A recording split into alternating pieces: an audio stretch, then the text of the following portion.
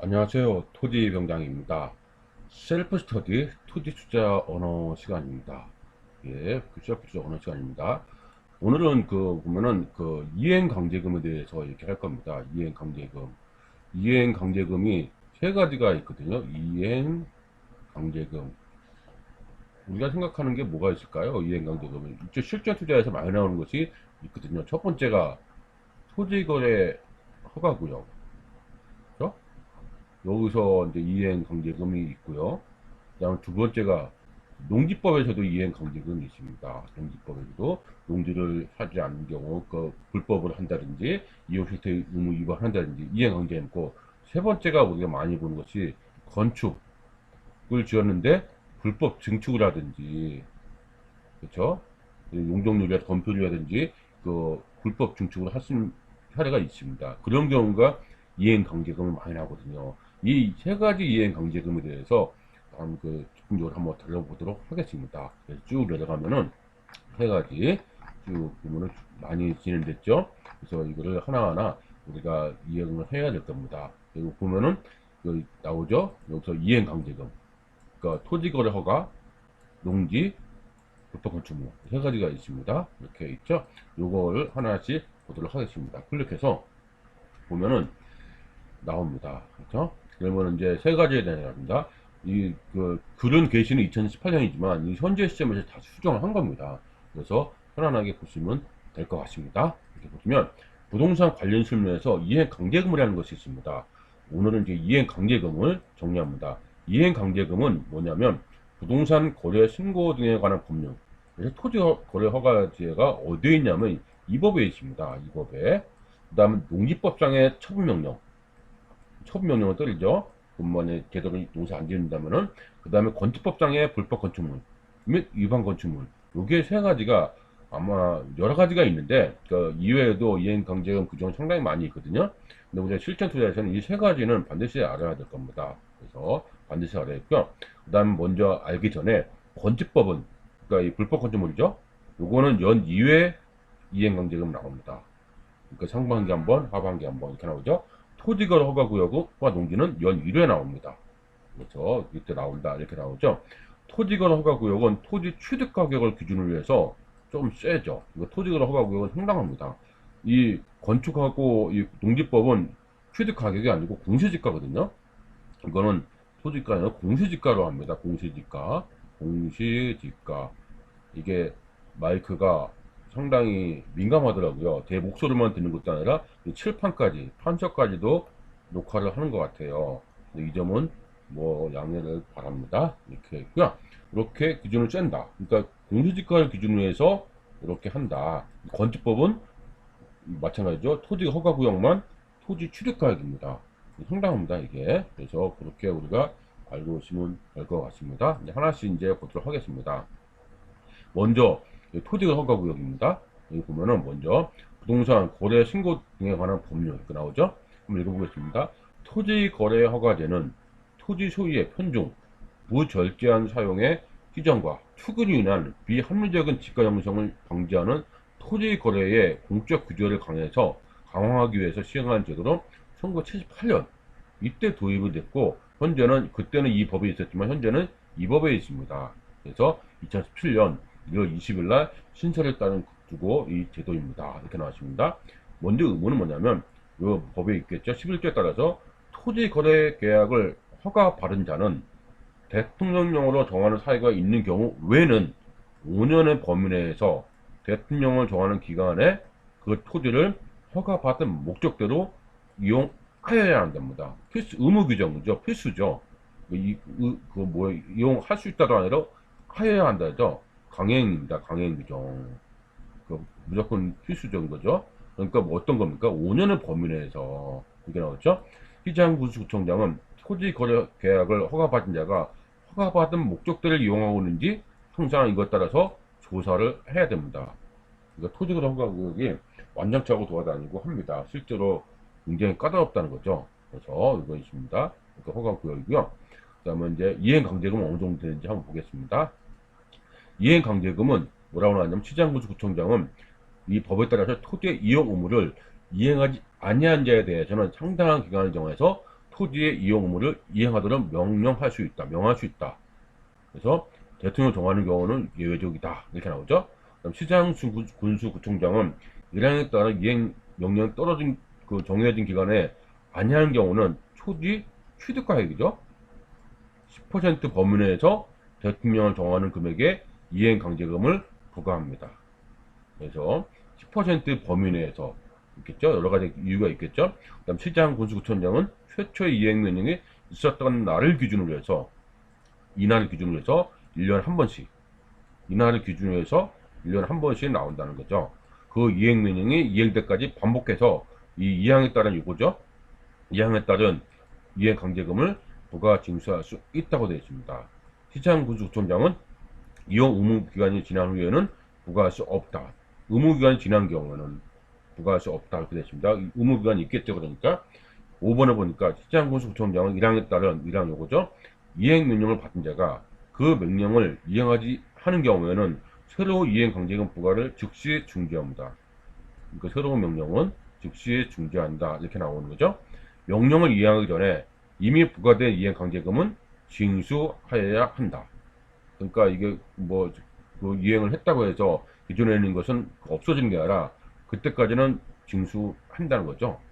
그 이항에 따른 이행 강제금의 부과 처분에 불복하는 자는 이의를 제기할 수 있다. 또 잘못 부과할 수 있으니까 그 다음에 7항에 따라서는 받은 자가 이행 강제금 납부 기한까지 납부하지 않은 경우는 국세 체납 처분의 예외 또는 이것에 따라서 강제 징수한다. 그래서 대충 정한다. 이것입니다. 여기서 우리가 알아야 될 것은 초지 취득가액의 10% 1년에 한 번씩 낸다는 거. 이걸 꼭 기억을 해야 되겠죠. 다른 거는 뭐 그냥 읽어봐 주면 되겠지만 우리 언어 시간이니까 그래서 토지거래 허가구역은 취득가액 기준으로 10% 내는구나. 1년에 한 번씩 내네. 이 정도는 알고 있어야 되겠죠. 그렇겠죠. 보시면 되겠습니다. 그러면 여기서 이제 뭐가 있었냐면 뭐 범위 내에서 뭐 대통령령으로 대통령령이란 건 시행령이죠.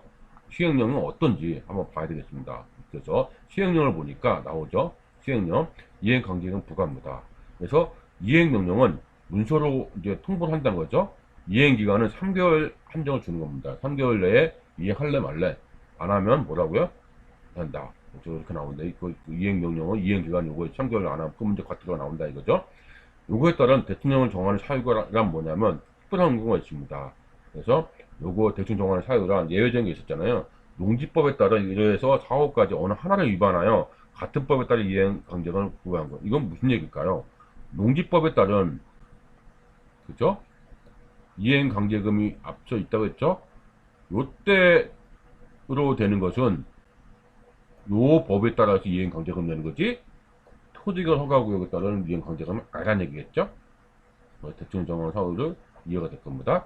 근데 이번에 또 뭐가 또 중요하냐면 3번이 중요합니다. 이것도 기억을 해야 되는 게 우리 실전에서는 요 3번을 우리가 꼭 기억을 해 주셔야 될 거예요.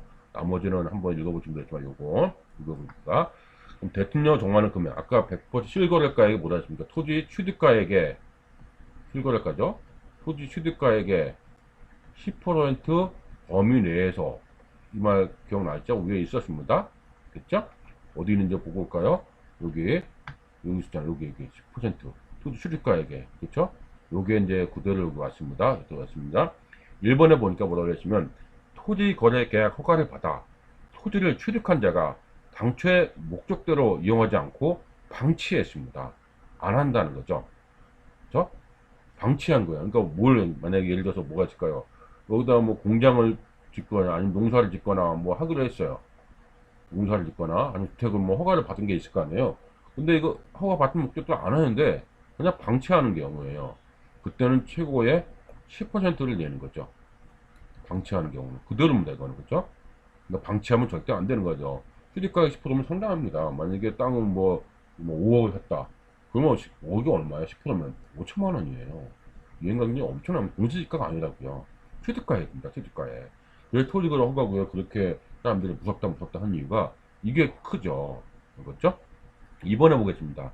토지거래 계약 허가를 받아 토지를 취득한 자가 직접 이용하지 않고 임대한 경우도 있잖아요. 그러니까 자기가 직접 아니하고 임대한 경우는 뭐 농지를 뭐 직접 안 한다든지 직접 안 하고 그때는 7%죠. 수집가에게 7%. 요거는 많이 사례가 없습니다. 많이 안 하더라고요. 1번하고 어떤 게 많이 하냐면 3번을 많이 합니다. 3번. 어떤 게 3번이 또 뭘까요? 토지 거래 계약 허가를 받은 토지를 취득한 자가 요거에 따른 승인 없이 당초 이용 목적을 변경하는 경우죠. 그럴 때는 5%입니다. 그러니까 원래 뭐라 했습니까? 공장을 뭐 예를 들어서 허가를 받았는데 주택을 짓는다든지 이럴 때는 뭐예요? 변경한 거죠. 그것 때는 5%죠. 방치가 나요? 변경이 나요? 이게 우리가 실전 투자에서는 상당히 의미가 있는 얘기입니다. 제가 금방 얘기했죠? 뭐가 낫다고요? 방치가 좋은 겁니까? 변경이 좋은 겁니까? 이거를 우리가 실전 투자에서는 진짜 많이 기억을 꼭 하셔야 됩니다. 변경이 당연히 5%죠. 그러니까 변경이라는 의미를 잘 기억을 해 두셔야 될 겁니다. 됐고요. 그 다음에 요거에 해당되지 않는 건 7%죠. 그러니까 변경이 5%네요. 그렇죠? 그래도 보면은 상당히 세기 때문에 요 내용이 보실게요. 나머지는 그거 다 치더라도 실전 기초반에서는 요걸 기억합니다. 방치는 몇 퍼센트? 10%. 변경은 5%. 이건 기억해야 될 겁니다. 그렇죠? 토지도 하고요. 왜 자꾸 제가 기억을 꼭 그래도 지금 토지 투자 기초반인데 왜 기억하라고 하지? 우리가 봤을 때 나중에 또 하겠지만은 토지 거래 허가 구역이에요. 그러면 이 지역은 땅이 지정돼 있습니다. 그러면 좋은 거야, 나쁜 겁니까? 투자자 입장에 봤을 때는 왜 지정됐을까요? 돈 되는 땅이니까 지정되는 게 아닌가요? 그렇죠? 돈 되는 땅입니다. 그 돈 되는 땅이니까 묶어두는 거잖아요. 풀리면 시가 상승이 당연히 가져오겠죠. 그래서 이런 면에서 토지거래 허가구역은 무슨 뜻일까요? 국가에서 인정하는 투자처다. 이렇게 얘기할 수가 있는 거죠. 문제는 뭘까요? 허가구역을 어떻게 접근하느냐, 그 다음에 어떻게 풀어가느냐, 이게 중요하죠. 이게 실전 투자에서는 상당히 의미가 있는 겁니다. 그렇죠? 사실 뭐 이런 내용은 뭡니까? 지식이죠. 어떻게 보면 이론적인 교과서적인 내용이죠. 우리가 실질적으로 알고 싶은 건 뭐죠? 이런 거잖아요. 이런 거. 그래서 이 허가구역 개념을 먼저 잡고 그렇죠. 그러니까 아파트를 예를 들면 뭘까요? 뭐 특히 과열지구, 조정대상지역 왜 지정한 거죠?